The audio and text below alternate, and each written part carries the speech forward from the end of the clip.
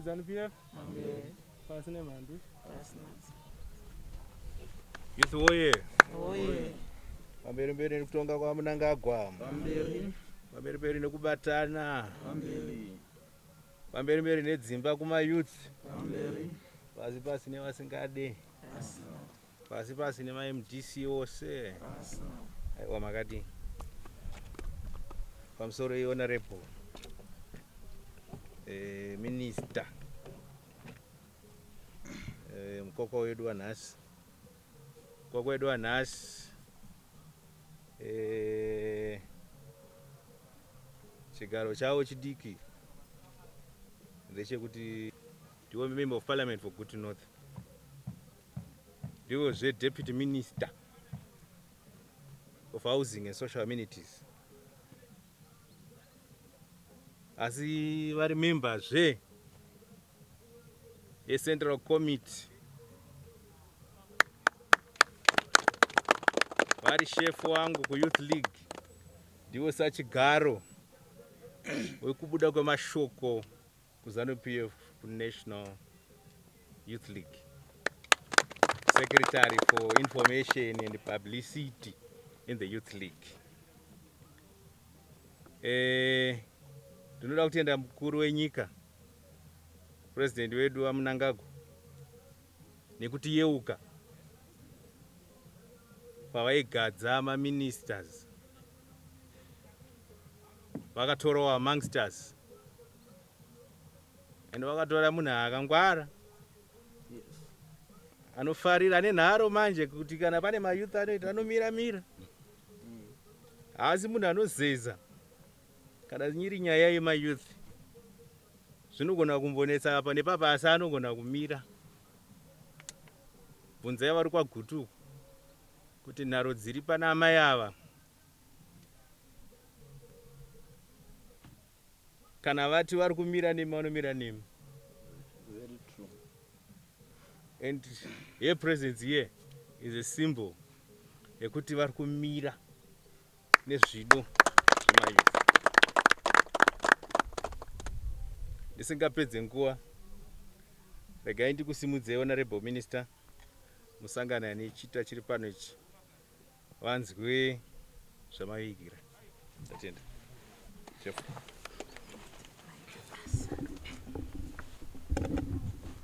Mbele nokubatana nekushinga comrade ED Mnangagwa fair 2023 Easy fair. pasine mantu makadii macomrades. Aiwa ngatigare zvedu pasi.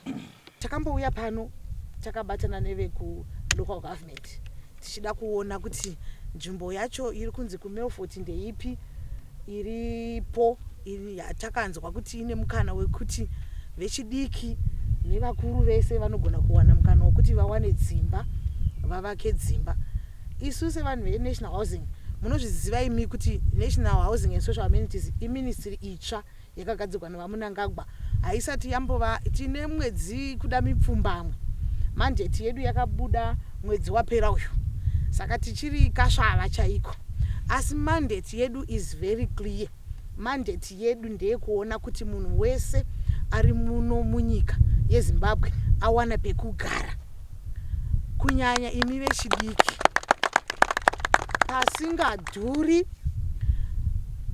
panzvimbo dzakatenderwa, pane mvura yekumwa, pane migwagwa, pane zvikoro, pedyo nezvipatara, panowanikwa nzvimbo dzezvimbuzi zvinoenderana nenzvimbo iyoyo.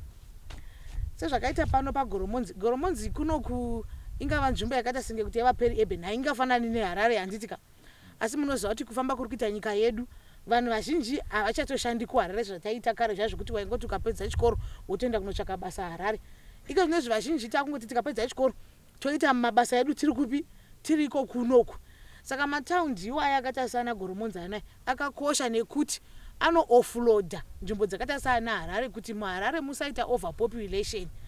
Imi vechidoko musaramba muchingoti mukapedza chikoro moenda Harare, asi kuti mogara kuno. Kana magara kuno movaka dzimba dzenyu dzakanaka dzakangofanana nedziri kugariwa nevari kuharara idzodzo.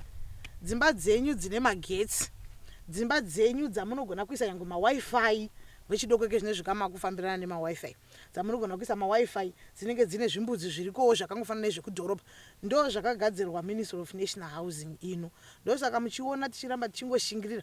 Plus rimwe donzvo redu isu rakakura nderekuti nekuti ministry ino yakagadzirwa naMunangagwa for a specific reason yokuti munhu wese ngawane pekugara. Chinango chedu ndechekuti pekugara apa pave nyore kuwana. Mukatarisa old dispensation kwakagadzirwa situation yekuti yanga iri situation yakanaka chose. Hurumende yakafunga kuti pamwe zvitirerukire kuti vanhu vese vakwanise kuwana pekugara, regai titsvakewo vamwe vanhu vangatibetsera kuti kana vari kunzvimbo idzodzo vatibetsere kuti vanhu vanyorane mazita nekukwanisa kutenga land zviri pamutengo wakaderera nekukwanisa kudevelopa kuisa maservices. Ndosaka muchiona kwakazomuka vamwe vanhu vakanga vachiallocatwa land vakazoguma nezvivava maland barons votinetsa. Isu sevanhu veNational Housing takati vose vane land yavasiri kuda kushandisa zvinoenderana nekusumudzira hurumende, tiri kuda kuti titogadzira mutemo wekuti vanhu ivavo vagomisiwa. Vanhu vatinoda isu ndevekuti kana land iripo kunyangwe kumakanzuru, land iyi ngaipiwe vanhu vemuno muZimbabwe nemitengo yavanokwanisa, kwete kuti kwanzi mastenzi anoita $20,000 mese nyangwe neniwo ndiri pano munoona kuti panobuda 20,000 repo pano munoiona ichibuda haibudi. Kusaka hurumende ingenge chinyepa here kana ichiti dzimba kuvanhu. Hurumende ingati dzimba kuvanhu dzema 20-40,000 here. Dzimba dzinofanira kunge dziri dzimba dzekuti isu sevechidoko takadai tichitanga mhuri dzedu tinokwanisa kudini kuwana mastenzi tichivaka dzimba dzedu, tisava vanhu vanoita masquat. United Nations yakanga ichifara ichiti Zimbabwe ndeimwe yedzimwe nyika dzine vanhu vasingagari mumaslums. Mozati kune dzimwe nyika mukaenda kune vanhu vanenge vachigara muzvimaslums nzvimbo zviya zvavanhu vakangoungana vanogara muzvima zvemarata nezvemaplastic. Muno munyika medu muno ndizvo zvinhu zvatiri kuti hatisi kuda kuti zvive zvinenge zviripo. Ndosaka muchiona isu tichiti musati mavaka dzimba dzenyu gadzirai migwagwa. Handimukona iri kugadzirwa migwagwa yenyu, ivai neurongwa hwekuvaka zvimbuzi, ivai neurongwa hwekuti kana tikavaka pano magetsi edu. Saka zvatinenge tichida mayouth ari serious, munondinzwa kava macomrades, mayouth ari serious anoti kana munhu ati afunga kuti ini ndava kuda kuenda kunotsvaga stand, haasi kutsvaga stand yekuti ati kana angoiwana ototi chef bosha ano ndine stand yandawana ndiri kuimhanyisa kana muchingwa nefoni munogona kupa foni mbiri. Hazisi zvo zvatiri kuda izvozvo. Handitika tiri kuda mayouth anoti kana wati unoda stand uri kuuya kuzodini kuzovaka. Hatisi kuti munhu ngaavake imba nesvondo mbiri pashoma asi uri kudini uri kuvaka. That's why tiri kuti isusu seNational Housing tinoda maprograms ekuti muchitenga mastenzi enyu muchibhadhara pashoma nepashoma muchisano futi kudini kuvaka. Hatisi kuda zvekuti kunonzi hurumende, munoona land yese ndeye hurumende. Hatisi kuda kuti kunzi land ndeye hurumende asi vanhu vacho vakasarudza hurumende havasi kukwanisa kuwana mukana wokuvaka dzimba. Ndosaka maona tauya kuno kuti tinyatsofamba tichinzwisisa kuti pano paMelfort imi vechidoko zvamuripo takanzwawo mashoko yenyu yekuti pano muri kuda kuita project yenyu. Kana tava kuti tinoita chinhu ichi tochiita nemwoyo wakadini, nemwoyo wese, kuti kana honorable Simanegai vakazobvunzwa naMunangagwa kuti ko zvaiva zvei zvamakanga muchiita paground paya, ini ndozvitsanangurawo nenzira yakadini, kwete kuti zvigozobuda zvita sekuti taingwa zvedu mayouth zvedu akanga chimwa mazowe panapa tisina zvikuru zvatakanga tichidini tichironga. nekuti these are serious issues, constitutional issues. Munowaziva kuti president wedu munhu anoteedzera bumbiro. Right to shelter iriko for every Zimbabwean. Right to dignity iriko for every Zimbabwean. Kugara pamba ine chiremera yekuti kana uchibudawo nebhachi rako unenge wakadiniwo. Right to property. Zvese izvo zviri kudini? Zvinoti protector zvose izvozvo. Ndonyaya dzandauya kuti titaurirane. These young people here, this project is not specifically a youth project. It's just one of those projects that we have identified to be youth friendly. We are encouraging those who are getting into housing schemes to be, at least be a bit youth friendly, be able to accommodate youth, design programs that are affordable for the young people, design programs that the young people can be able to fit into, considering that young people do not have a lot of collateral when they want to get into housing programs or agricultural programs or whatever programs. So as the Minister of National Housing, what we have done is we have gone around the country and we have encouraged local authorities and other line ministries that whenever they are doing, or even the private sector, that whenever they are doing especially housing projects, for them to consider issues that regard the youth, that young people also have the right to shelter, the right to dignity, the right to property. But they also have the challenge that most of them do not have a lot of money to be able to join some of those very elite and expensive housing schemes. So we have encouraged our local authorities and other, housing schemes to have in each scheme for them to have at least a deliberate youth-friendly program. For example, here at Melfort, we have talked to the leaders of the Melfort housing scheme and as well as their developers for them to at least allocate a few stands for the young people, stands that are affordable, stands that can be designed for the young people to be able to build affordable structures, proper houses, but affordable, with the right resources, with the proper social amenities. That includes roads, electricity, maybe green energy. Maybe they could put up solar systems, but at least for them to have decent houses.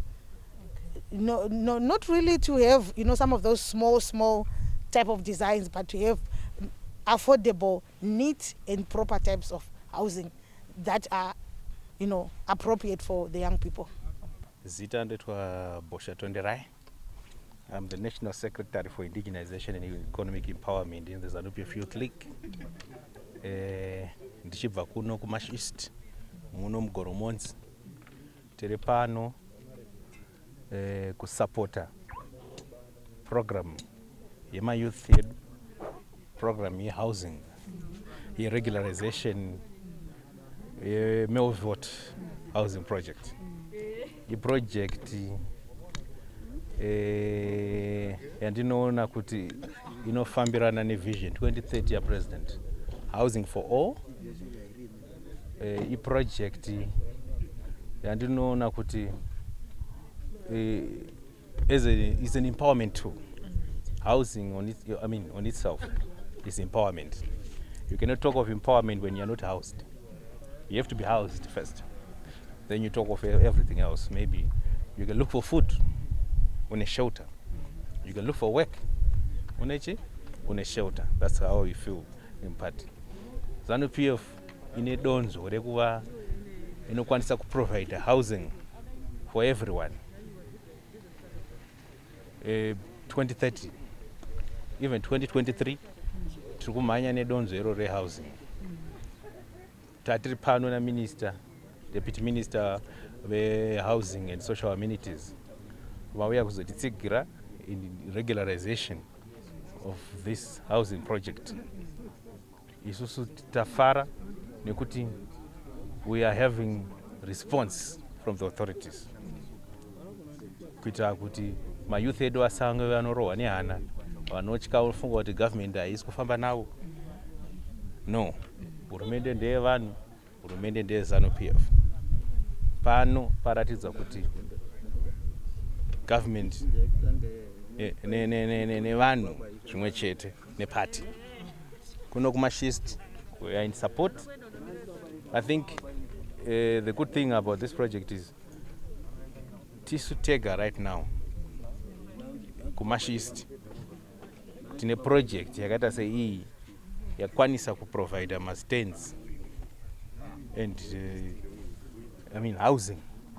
That's housing. We call it housing. Atichada zvichi zvekuti ma-stands was ndoita kurefera kuti nyaya yema-land barons iyi haisi project yema-land barons, i-project yema-youth. Hongu pane vamwe vachange vari housed here, but I think the majority of people who are going to be here are youth.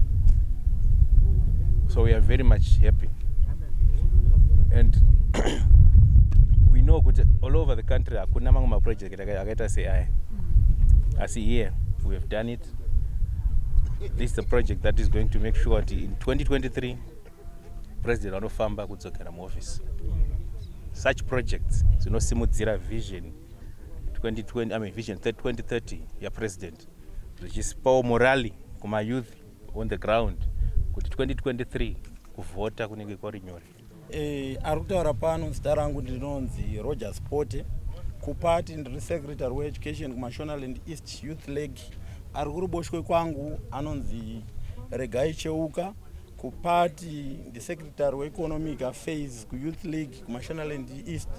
Ari kurudyi kwangu anonzi Arthur Chidene, ndi political commissar kupati padistrict level kuEastville.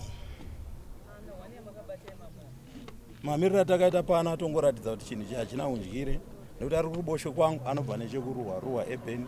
Ndiri pano ndinobuda nechemuno muMelfort kusanganisira wekuEastville, zvichireva kuti pane BOP pakuita kwedu business pano. Ini ndiri kutaura pano kubusiness ndini ndinotungamirira kana kuti ndini CEO weEast Wind and Voltage Company. Chinangwa chedu mukutanga bhindauko iri kana bhizimusi iri ndechekuti tiratidze nyika kuti wechidiki tine muono unoita kuti nyika iende mberi, kwete zviya zvinotaurwa nevakawanda kuti youth chayatanga chese chinenge chakabvanganyudzwa, chinenge chisina direction. Kana mukatarira mamiriro akaita panzvimbo yatiri, mastands acho kana migwagwa yacho zvinoratidza kuti yakaplanwa naplana atori qualified. Zvasiyana nekumwe kuya kwekuti vanhu vanoyera nenhano kuti iwe garapa, iwe garapa, iwe garapa. Isi kuno takati tinoda kuita zvinhu zvakatarisirwa pamutemo chaiwo wenyika. Tabva ipapo isusu tiri kushanda tichiteedzera ma-regulations Ministry of National Housing and Social Amenities. Tiri ipapo pano panzvimbo iri pano ma-beneficiaries edu anosanganisira war veterans, youth, civil servants, disabled and disadvantaged. Panguva ino kubva patakatanga hapana ambotauya necomplain yekuti haasi kufara nemabatiro atiri kuvaita. Zvekare isusuwo wacho tiri kuvakurudzira kuti tiri kuda zvinhu zvakarongeka pano, nekuti mambo president pakutaura kwavo kuti mugore ra2030 Zimbabwe inofanira kunge yane rubwinyo. Tinofanira kunge taitawo chipenyu pano, kwete kuti vari kuno kumaruwa vachive kudhorobha. Tiri kutotarisirawo kuti vari kudhorobha vachive kuno. Zvinge zvakafanana. Kana mukatarisa mamiriro atakaita pano, pane business center yacho hapana kuplanwa zviri too rural. We've got a shopping mall panapo. Muchaiona kana yavakwa pari zvino richiri ground. Zvikoro tinazvo, makreshi tinawo, maclinics tinawo, zvichiratidza kuti tiri kuziva kuti zvinofanira kunge zviripo ndezvipi. Pano takamira seVintage and East Wind Trust yakabuda muYouth League yeZANU PF. Ini ndiri kutaura pano ndiri mumwe weYouth League, nditori nhengo yeprovince yeYouth League. So zviri kuitwa pano toda kuratidza nyika kuti isu sevana vapresident ED Mnangagwa tine njere yekuonesa kuda kuendesa nyika mberi. President pavari kuti vision 2030 takachibata ndo chatoda kuendesa mberi, ndo chatiri kuratidza kuti zviri kuitwa pano hazvisi zvenhano, zvinhu zvakaplanwa, zvinhu zvakarongeka, zvinhu zvine muono wekuti president vachizviona vachadada nazvo. Isu tichidadisawo pati yedu yeZANU PF ndiyo yatiri kutsigira pano kuti tikuda kuratidza nyika kuti tinawo president pazvose. Vision 2030 takatoibata ndiyo yatiri kuendesa mberi. Ndatenda. Ndichitaura ndakamira panapa, ndakamirira East Wind and Vintage Properties. Vamwe vangangotaura kuti vanhu ava tavaona varipo, but panyaya dzemvura zvichazofamba sei.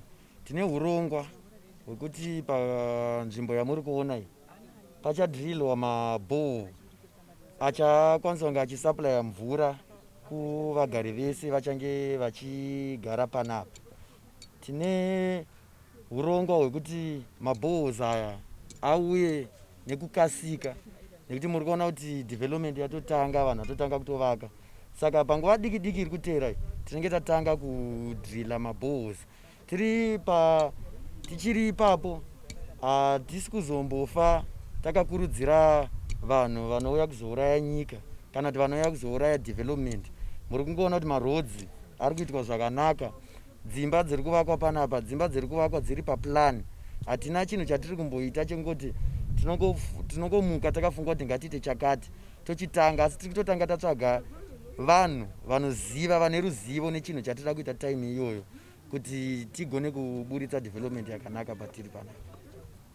Mabhoos atakaplana kuti aiswe paground rese paproject yese ari kusvika iwo 100, nekuti bhoo rimwe chete richange richisuplya dzimba 10 nekuti mvura ichange ichibuda matepi. Harisi mabhoo ekugija, mabhoo ekuti tikaisa achange mvura ichibuda matepi, vanhu vachinwa mvura inobuda matepi. My name is Yvette Munduna, representing Moonline Tanganyika Developing. With me here is my co-worker, is the managing director at the company, and we have started with the youth the project in about 2 months ago, and sezvamuri kungoona taisa maroads in 2 months takwanisa kuti maroads aitwe, and in less than 6 months taakwanisa kuti maroads edu aiswewo gravel, tichiendera mberi kuisawo masuwa, tichiitawo magetsi, tichatanga kuisawo mapampu anoita kuti tikwanise kuisa maboreholes emvura, tichimirirawo council kuti atizive kuti time yavo inotora zvakadii, tichingovamirira kutawo mayouth edu akwanise kuwanawo mvura. Mastenzi edu akakura ari panapa, saka takwanisa kuti isu tivakudze kuti tiite space yekuti tikwanise kuisawo masuwa nemaseptic tank, tikwanise kuwanawo space yakadaro. Ini ndinonzi Elliot Mkuze. I am an urban planner. Ndoshanda nemaorganization akasiyana-siyana anondikondira vachidakitirwa basa. Mayouth ekugoromonza akandidedza kuti tibatsirane kuplana nzvimbo ine, saka takaiplana low density scheme to medium. Takaiplana zvakanaka, ine everything, maschools aripo, machurch, macreche, ma-amenities ose anoita kuti vanhu vagare zvakanaka zviripo, zvisi takazviplana zviripo. Saka ndakangoti nchoti ndo kushanda kwatakaita nemayouth kusvika nezvamuri kuona nhasi muchizosvikawo pano. Project yedu ine maphase matatu. This one, phase 1 yacho ine about 1100 stands, 600 nekuma 800 square meters. Then toita inoti phase B iri across Mutare Road uko ine mastands about 500 ari around 600 square meters. Kozita phase C iri uko kuside the east, the western side of patapinda napa. Saka pokutanga servicing yaitwa kunongo ku phase A, which are maroads amuri kuona, then secondly vanhu vakienda ku gravel sezvanga zvitaura papozoenda pamathird roads. Sezvo vamuri kuona kuti project yakakura, you cannot do it at once. Saka it's phase A now, then we will go to phase B, then go to phase C. That's how the program is moving. Ini ndinoitwa Peter Mubare, ndakamirira department re treasury ku East Wind, ndiri one of the directors, and mukaona basa riri kuitwa pano nezviri kuitwa pano, mari dziri pano, why tichiti this is more like a youth empowering project, inawo yokuti mari dzatakatowirirana kuti no, takaenda kuna engineer ndokutipawo assumption yake kuti stand ikabhadhara mari yakadai padevelopment munosvika pakuisa tara. Ndokusaka takati isu hatisi kuda kuita commercial standard dziri kuita vamwe muna Mutare Road. You ask a stand iri kuenda for 90,000, imwe ichienda for 78,000, 48,000, and we are not doing that here. Tiri kungoda mari inoita kuti munhu development yemunomu inge ya pacompletion, munhu osvika pakugara panzvimbo pake zvokuti usinawo mari yakawanda yawabhadhara, but tichigara at the same time pastandard yelevel iri kugarwa muma low density, but tabhadhara mari shoma iyoyo. We are going to accommodate most of the youth are in Marsh East. Most of them, they are going to be accommodated. Even tisingati all of them, but most of them are going to be accommodated. Okay. And this, so far tato accommodate most parts ye Goromont South constituents, my youth mazhinji apo pano, each district yakaunza close to 20 my youth akauya pa this project. So takawirirana kuti my youth mamuonero wemari wakasiyana. Handiti munhu paanenge awanira mari yake hakuna anonzi iwo watobva pa project. Paanenge awana mari yake oisawo commitment yekuti tikuda kuti nzvimbo yedu inake.